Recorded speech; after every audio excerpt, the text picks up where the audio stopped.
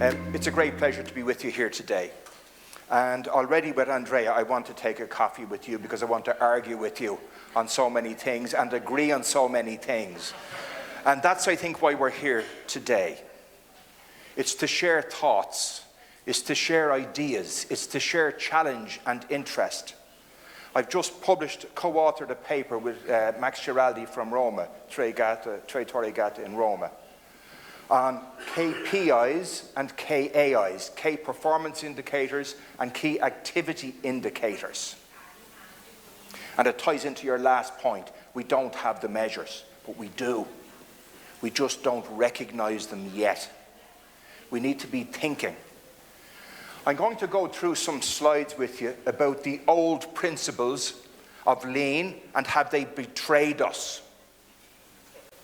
Now, the most important thing to me of lean is a word we use to describe a thinking set, which is about the engagement of the leaders with their people and the people with their leaders to try to make things better.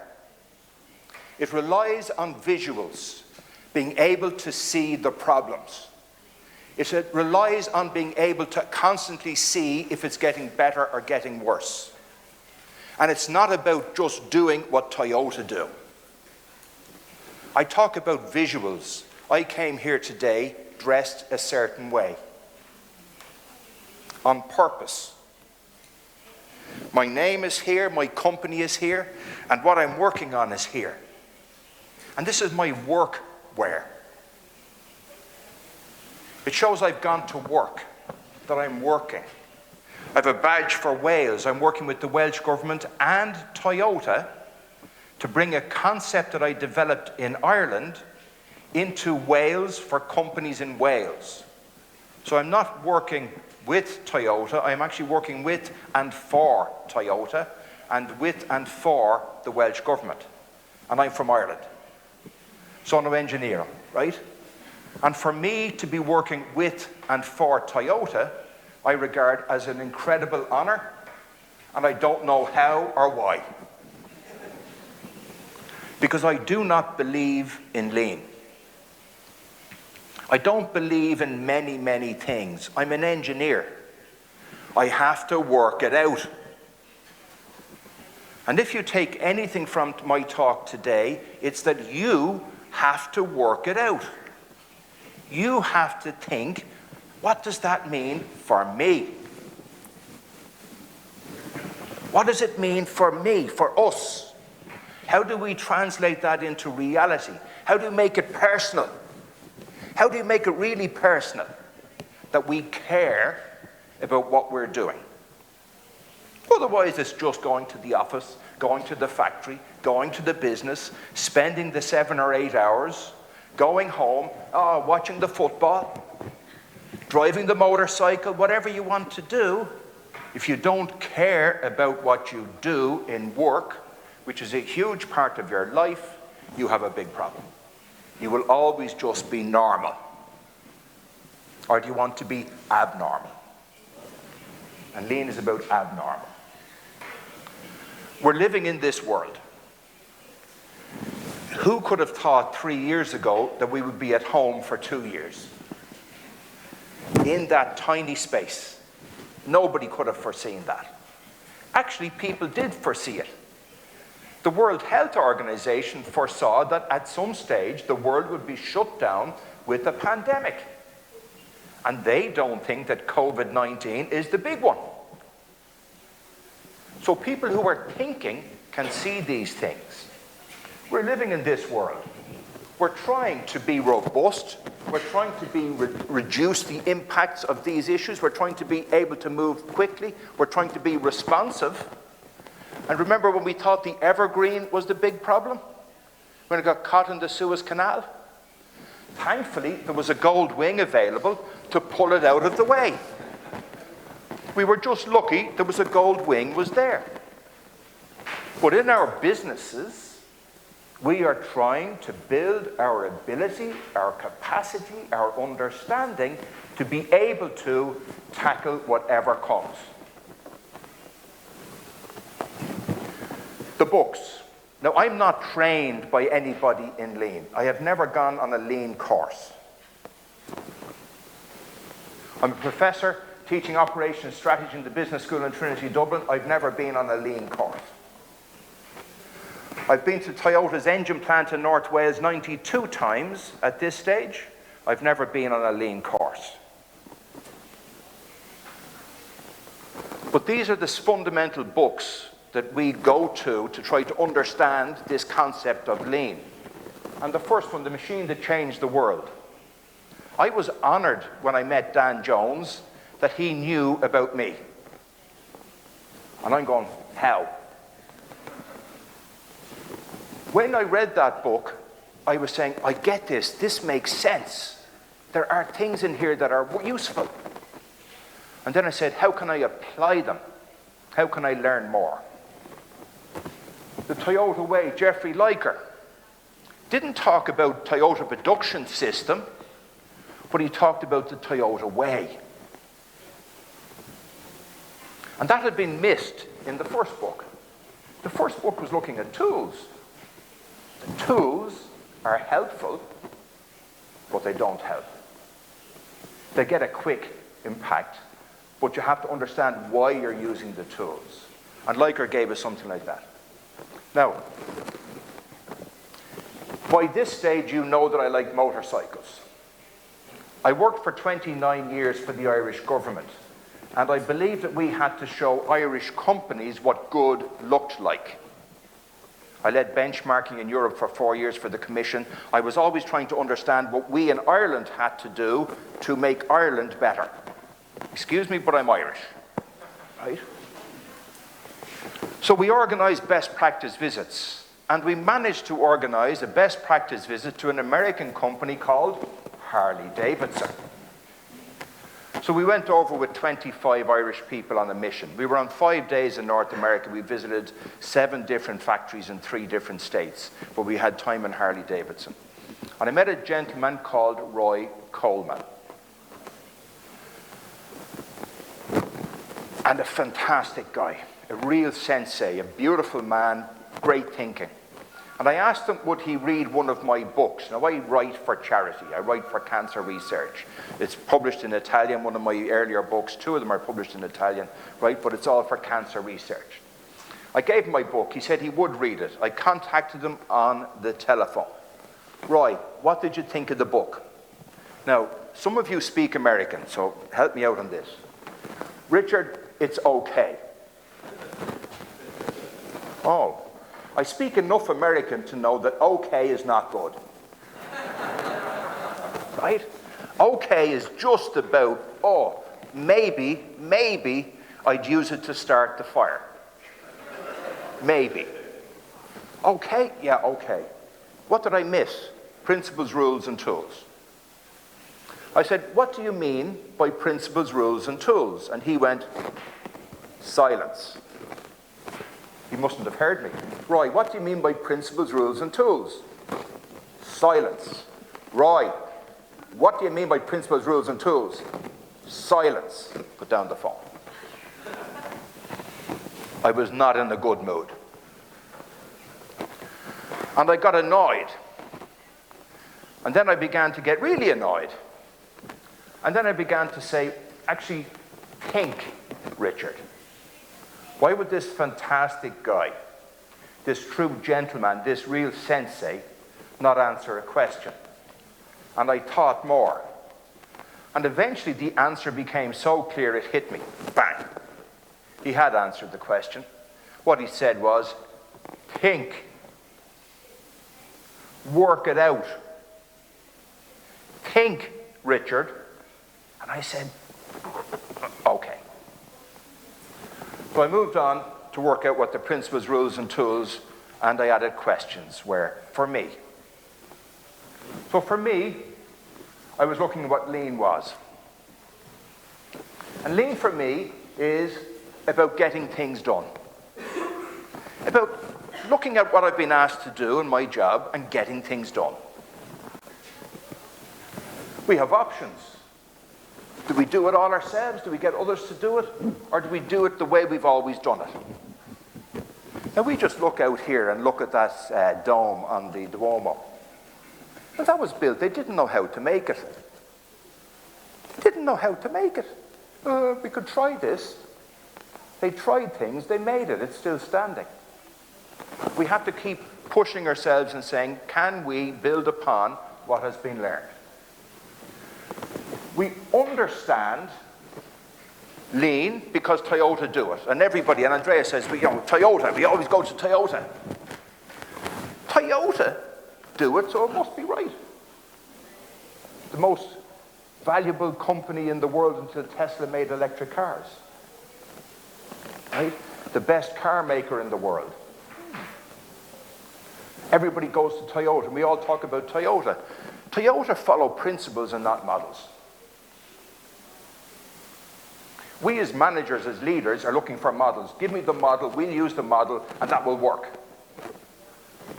When I taught the MBA classes, just give us the secrets, Richard. Don't make us do the work to understand the secrets. Everything will be good. I said, there are no models that work for everybody, but the principles do. Lean, based on my deep engagement with Toyota, is a leadership team. A leadership team that decides to build the capability and the capacity of their people to look for and fix problems all the time. Andrea talked about the hierarchy in Toyota, the pyramidal hierarchy. There's a second pyramid, and it's shaped like this. And the leaders are here helping the people to do what needs to be done. But they have this hierarchy as well, where the leaders set what they need to achieve. So the strategy is clear, the current focus is clear, and the support for the people is clear. Very simple. TPS is not rigid. Toyota production system is not fixed. They are constantly making it better. During the pandemic, I was not able to visit my friends in the engine plant in North Wales. They worked out how they could go to work. And when I got back into the engine plant in North Wales, the number of changes in the facility were phenomenal. They had kept pushing.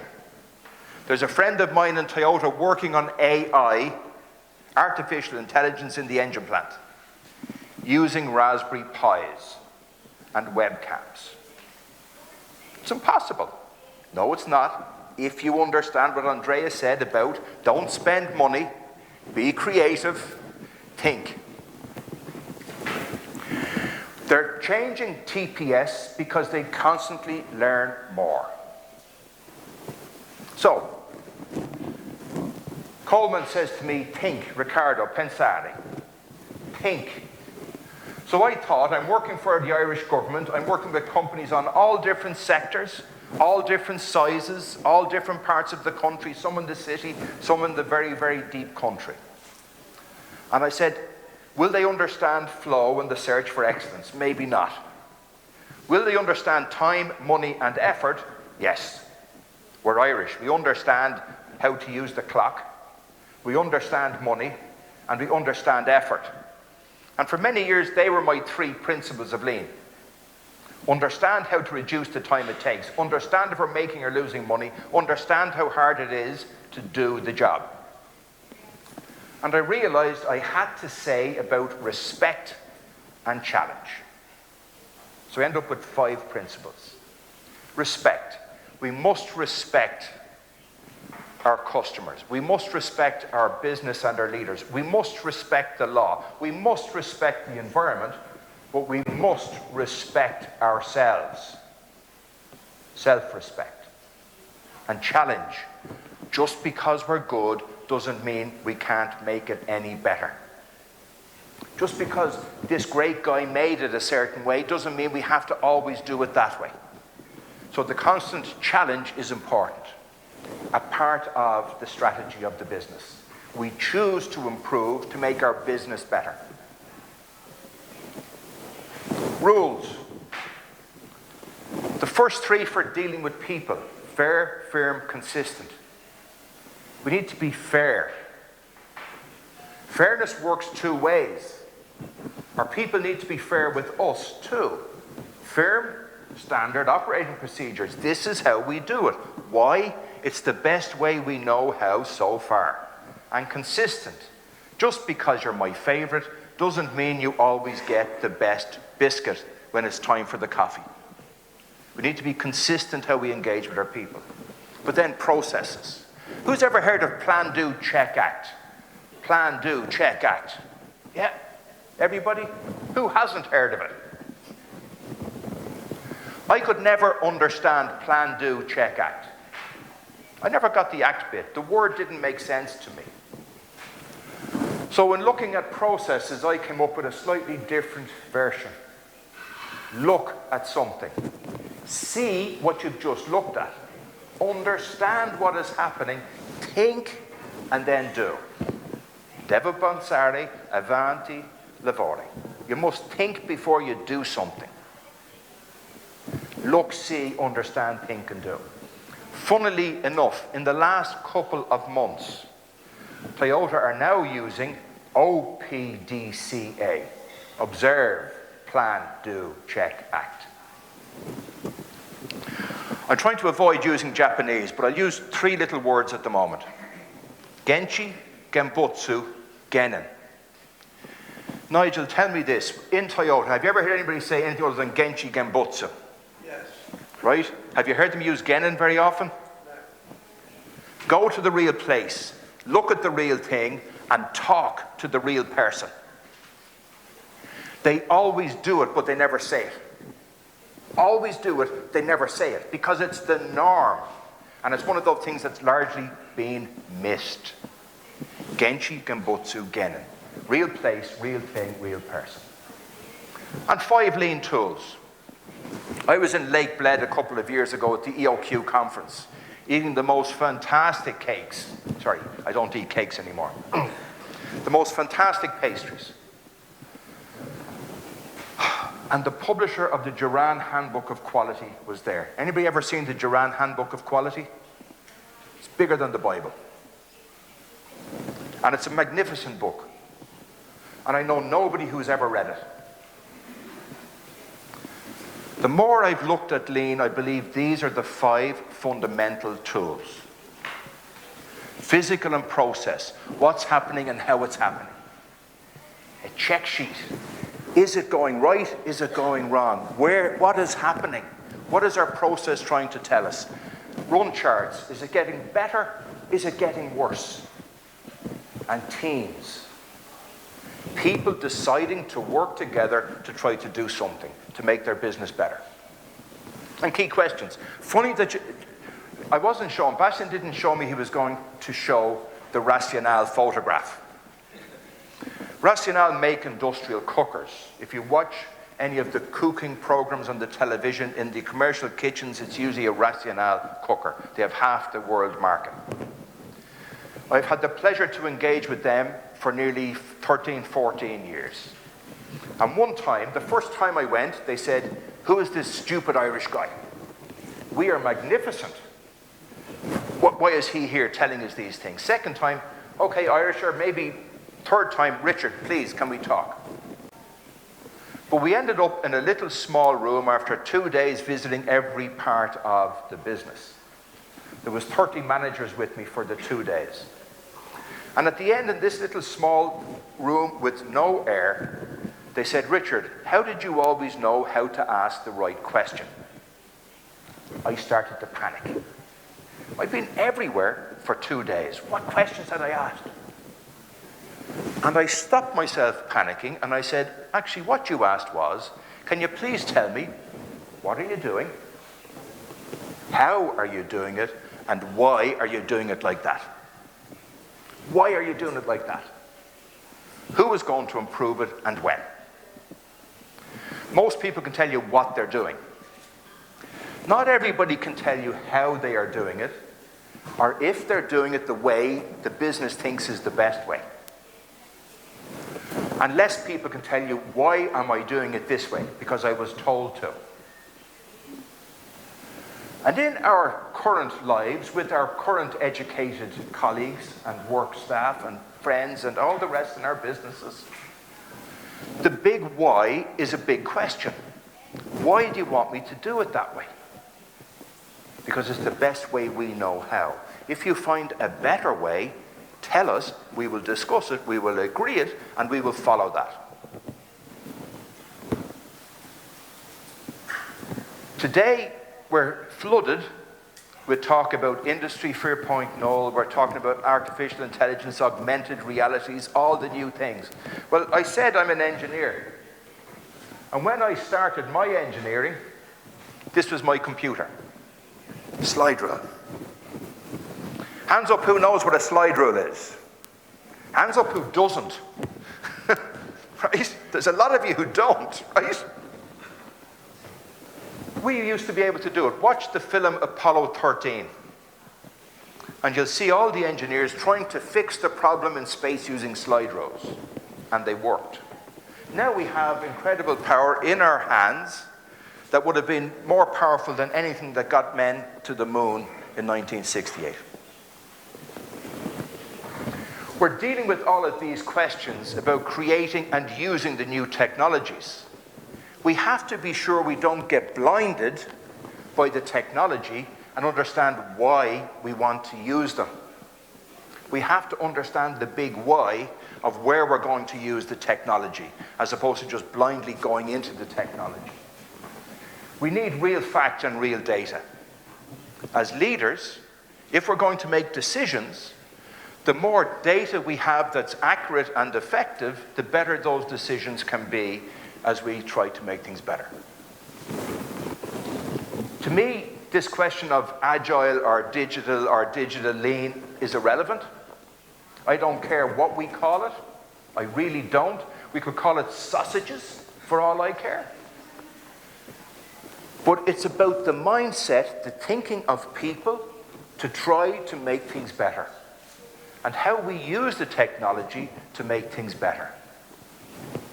How do we find ways to go from our problems to our solutions using whatever tools are available to us today? Maybe check it with pen and paper. Maybe check it with a calculator. But use whatever is available today to help us move forward. Because when I ask myself what's different in the digital world for lean, are the principles out of date and no use anymore? I said, well, what's different? Oh, we've got more data. As an engineer, we like data. Right? We like it. We have better machines and processes. Oh, yeah. Right? Who doesn't like driving or riding a new motorbike or a new car? Right? Right? I have old and new. I enjoy all of them. Our machines are better. We have better sensors. We have better people. Our education systems have created more educated people. They're no better than my father was or his father, but their level of education is higher. And we need to deal with that reality rather than the reality of 1850.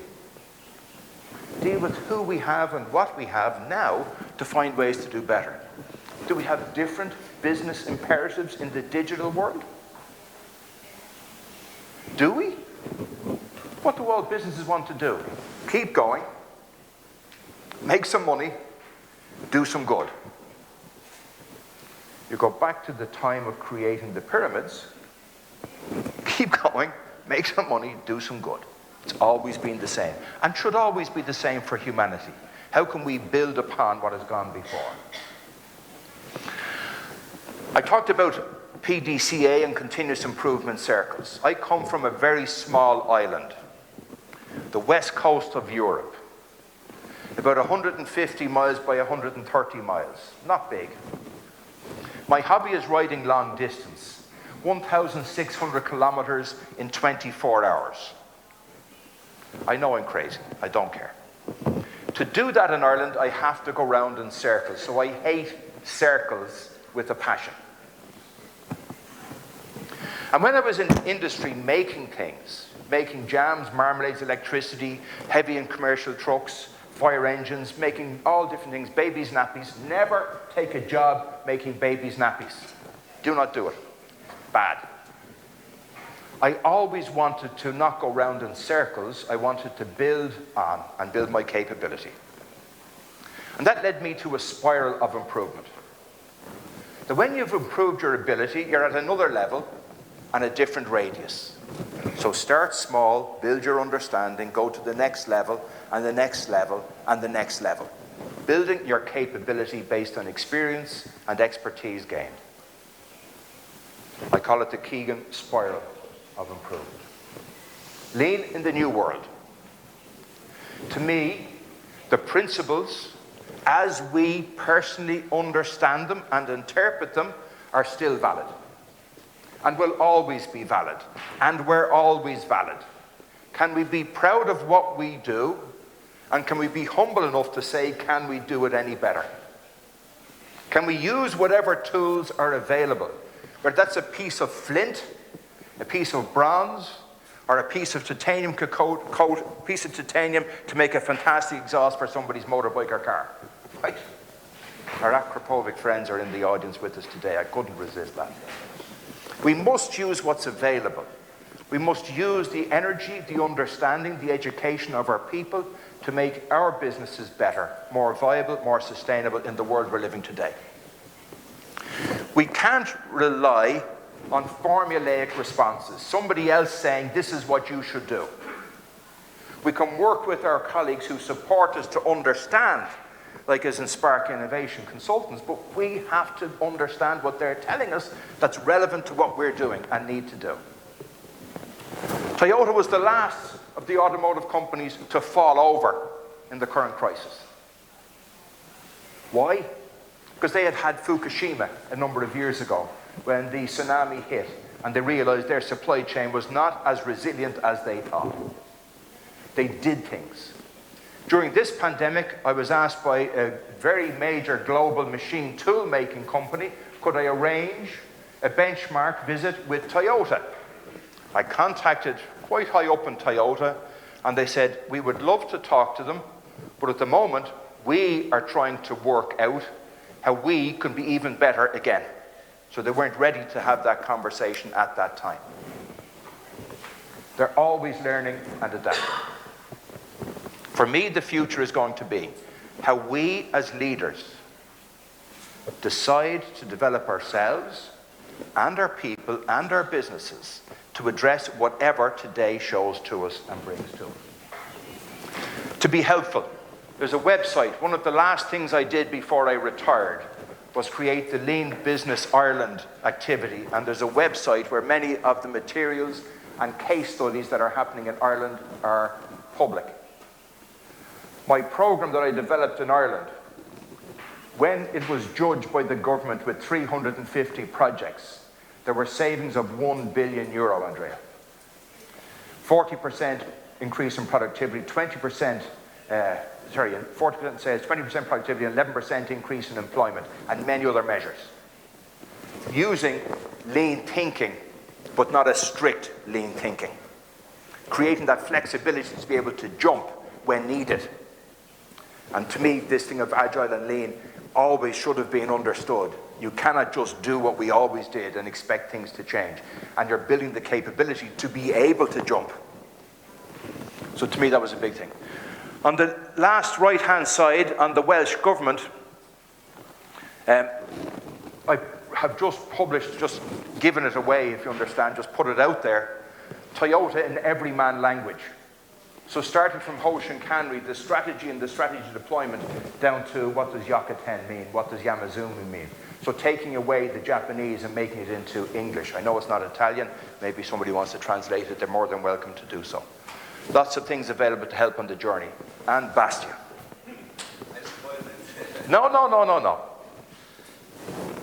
This is my signature slide. Some people have a signature cake or a signature idea. This is my signature slide. We're always going to be asked and challenged as leaders to do things that nobody else has done because we're always facing new challenges. This is called doing a wheelie in a gold wing. I knew it was impossible until I watched the video.